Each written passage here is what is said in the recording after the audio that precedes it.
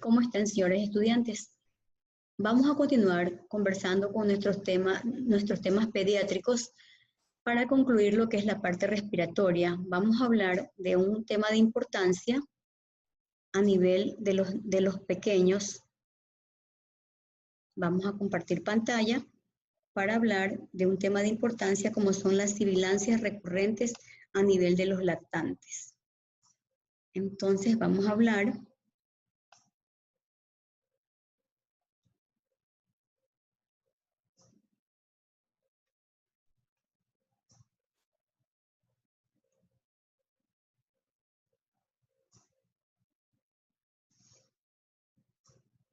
de las sibilancias recurrentes.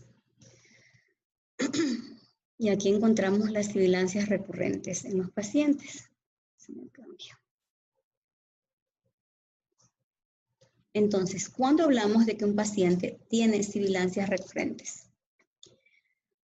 Denominamos a las sibilancias recurrentes o síndrome bronquial obstructivo, abreviado SBO. ¿Cuándo hablamos de que el niño padece un síndrome bronquial obstructivo? Cuando ocurre la presencia de 3 episodios de sibilancias corroboradas por un médico antes del segundo o del tercer año de vida. Esto es importante porque permite un manejo inicial diagnóstico y muchas veces terapéuticos. En general, su causa es viral. El 50% de los niños presentan sibilancia los primeros 6 años de vida.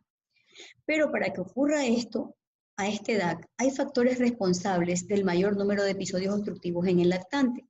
Por ejemplo, justifica que un lactante haga o que estos niños pequeños hagan sibilancias porque la vía aérea respiratoria superior es más corta y estrecha, hay un menor diámetro relativo del árbol bronquial y un mayor índice de glándulas mucosas responsables de la característica hipersecreción bronquial, que es un hecho muy infrecuente a esta edad.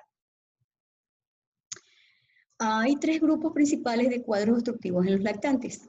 Un grupo que se asocia a virus y el primer episodio se va a evidenciar como un cuadro clínico de bronquiolitis y episodios recurrentes de sibilancias cada vez que el paciente se infecte por un cuadro viral, sobre todo por un rinovirus o para influenza. Un segundo grupo, que es el asma bronquial del lactante, es importante cuando hay antecedentes de atopia familiar e individual. Cerca de un tercio de los lactantes que sibilan van a presentar episodios obstructivos después de los 6 años de edad. Y un tercer grupo, que es la obstrucción bronquial secundaria, a causas específicas. Este grupo poco frecuente, menor de un 10%, y se debe sobre todo a una causa base como una fibrosis quística, una displasia broncopulmonar, etc. Para evaluar a los pacientes que hacen el síndrome obstructivo bronquial, debo de tener en cuenta los siguientes aspectos. En primer lugar, un factor epidemiológico, la época del año, la contaminación intradomiciliaria, sobre todo por tabaco o el hecho de usar calefacción, contaminantes ambientales, asistencia a la sala de cunas y epidemias virales. Y antecedentes personales y familiares, sobre todo la edad gestacional, el estado nutricional, el hecho de que haya tenido un buen amamantamiento, la atopia y las malformaciones congénitas. Fisiopatológicamente, ¿por qué ocurre? Hay una limitación al flujo del aire, porque hay una lesión prenatal o postnatal, porque hubo una hipertensión arterial gestacional, porque hubo un cuerpo extraño, porque hay una atopia materna o porque hay una bronquitis obliterante. Esto conduce a una inflamación, y en la inflamación vamos a evidenciar infiltración eosinofílica, asma grave, antecedentes personales de asma bronquial, fibrosis quística, infecciones del virus sincitial respiratorio. La inflamación nos va a conducir a una hiperreactividad bronquial y esto va a condicionar un asma posviral, fibrosis quística, el síndrome aspirativo, el reflujo gastroesofágico, etc. Y luego tenemos una obstrucción intra o extraluminal de causa no inflamatoria, porque hay un anillo vascular, malformación pulmonar, las malasias, las laringotraquemalasias, por ejemplo, los cuerpos extraños o tumores mediastinales. Pero ¿cuál es la historia natural? Hay los 3 grupos de niños. Los que tienen sibilancias transitorias, los que tienen sibilancias persistentes y los que tienen sibilancias tardías. El inicio de los episodios obstructivos bronquiales después de los 3 años va a tener mayor probabilidad de desarrollar asma no alérgica. Las sibilancias pueden estar unidas a virus como el sincitial respiratorio, metaneumovirus, el parainfluenza o el rinovirus. Y estos virus ser los responsables de los episodios de síndrome bronquial obstructivo recurrente en los lactantes y preescolares, motivado por la vía aérea pequeña, disminución de los flujos respiratorios inmediatamente después del nacimiento, no presentan una respuesta linfocítica a los TH2, linfocitos TH2. Los antecedentes familiares, personales de alergias, eczemas o rinitis tienen mayor riesgo de seguir un curso de asma alérgica y no presentan disminución de la función pulmonar, pero sí incrementan la inmunoglobulina E en sangre a los 9 meses de edad. Factores de riesgo. Habíamos mencionado el diámetro pequeño de la vía aérea periférica, que va a determinar un flujo de aire expulsado hasta lograr una capacidad funcional máxima. La exposición al tabaco, la ausencia de la lactancia materna, sobre todo los primeros 6 meses, historia familiar de asma en la madre, factores ambientales, medioambientales, los medioambientes menos limpios, factores nutricionales, sobre todo durante el embarazo, y el sexo masculino. Clínicamente, el niño que hace un cuadro obstructivo de lactante se manifiesta por tos, sibilancias, expiraciones audibles o prolongadas, retracción costal, aumento del diámetro anteroposterior y hipersonoridad a la percusión. Puede haber la presencia del hipocratismo digital, soplo cardíaco, deterioro clínico postbroncohilatador, estridor, falta de progreso puntoestatural, malformaciones craniofaciales, compromisos de los arcos branquiales, neumonías recurrentes o infecciones de otros parénquimas. Si yo encuentro toda esta parte en la clínica, debo de descartar una condición que se asocia al síndrome obstructivo bronquial recurrente. Los lactantes con síntomas respiratorios más intensos o algunas condiciones crónicas de base, una comorbilidad neurológica, digestiva, cardiológica, genética, dismórfica, mal progreso puntoestatural, pues requiere que yo lo estudie mayormente para buscar compromiso bronquialveolar, inflamatorio e infeccioso. Toda presentación clínica o radiológica atípica, como el inicio de síntomas durante el periodo neonatal, sibilancias asimétricas, si hay hiperinsuflación localizada, bronquiectasias, asimetría diafragmática, patrones radiológicos o atelectasias persistentes o recurrentes, me deben de alertar a buscar una condición de base.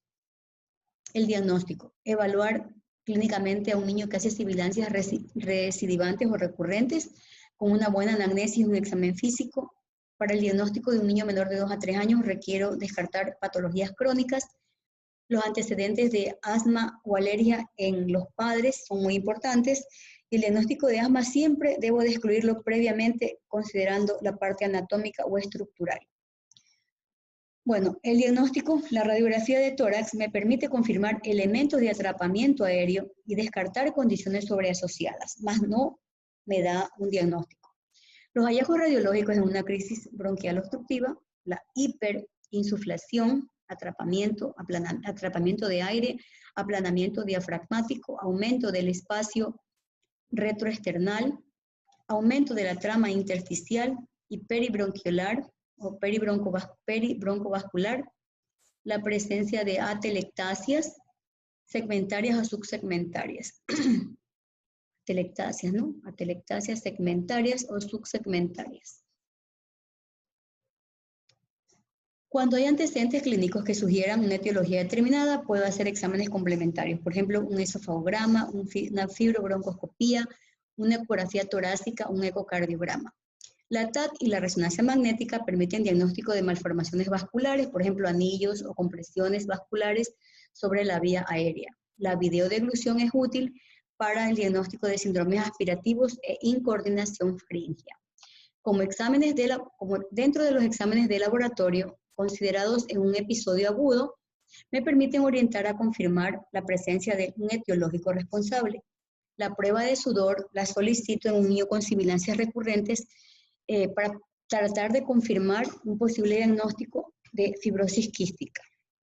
Diagnóstico diferencial. Las causas más comunes del síndrome bronquial obstructivo en el lactante: bronquiolitis aguda, cuya causa es el virus sincitial respiratorio, una hiperreactividad bronquial secundaria, hipersecreción bronquial, displasia broncopulmonar, fibrosis quística, aspiración de cuerpo extraño, la laringotraqueomalacia, malformaciones congénitas del árbol bronquial, el anillo vascular, la fístula broncoesofágica, el asma bronquial del lactante, la bronquiectasia, las atelectasias, cardiopatías congénitas y otras múltiples causas menos frecuentes que es necesario determinar antes de iniciar un tratamiento.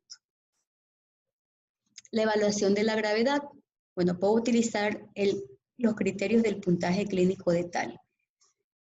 Hay muchos puntajes clínicos que se desarrollan para evaluar y determinar la gravedad de un episodio agudo y a su vez brindan una evaluación objetiva del grado de obstrucción y nos permiten un tratamiento adecuado. Para determinar la gravedad de los síntomas obstructivos, debo de considerar el número de hospitalizaciones o visitas a las salas de urgencias, la presencia de síntomas respiratorios nocturnos o las condiciones asociadas, por ejemplo, un reflujo gastroesofágico, la tolerancia al ejercicio o a la alimentación porque son lactantes, la frecuencia de uso de esteroides orales, entre otros. Y aplico el puntaje de TAL, donde puedo valorar la frecuencia respiratoria de acuerdo a la edad, las sibilancias, la cianosis y el uso de los músculos accesorios. Y de acuerdo a esto, emito mi score. Evaluación y pronóstico. Más del 60% de los lactantes sibilantes recurrentes post-bronquiolitis no presentan síntomas obstructivos después de 3 años y menos del 15% evolucionan con sibilancia persistente. Los síntomas desaparecen en la mayoría de los niños después de los 6 años y la influencia de las infecciones virales declina después del periodo escolar. Determinar la respuesta a un broncohilatador o a un esteroide inhalado durante un periodo no mayor de 8 semanas, ya que la mayoría de los niños con sibilancias recurrentes van a presentar exacerbaciones bronquiales asociadas a virus durante los primeros años de vida. Y se reconoce que el tamaño pequeño de la vía aérea está probablemente condicionada por la exposición intrauterina al tabaco e hipertensión arterial. Afortunadamente, muchos de estos factores se corrigen con el crecimiento del desarrollo del niño, por lo que su pronóstico en general lo hace bueno. Muchas gracias. Entonces, con esta pequeña charla, hemos terminado lo que es el aparato respiratorio. Las dudas, sugerencias o alguna cosa que necesiten, está el foro de dudas siempre a la orden. Que pasen bien.